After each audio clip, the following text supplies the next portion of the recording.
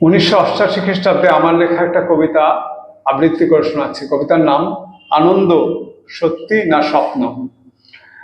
কবিতার প্রসঙ্গে দু এক কথা বলছি। আনন্দ ব্যাপারটা খুবই দুর্লভ।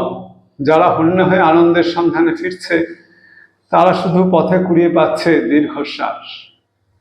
কবিতা আনন্দ সত্যি না স্বপ্ন।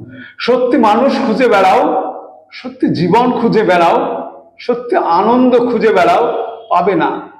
চলে যাও পথের সীমায়, একখানা গাছ পড়ে আছে, অনেক শুকনো পাতা কুড়ি, আনন্দ পাবে না। চলে যাও বৃত্তের মাঝে, যেখানে হাত ধরাধরি করে আছে মৃত সময়, দীর্ঘশ্বাস পাবে।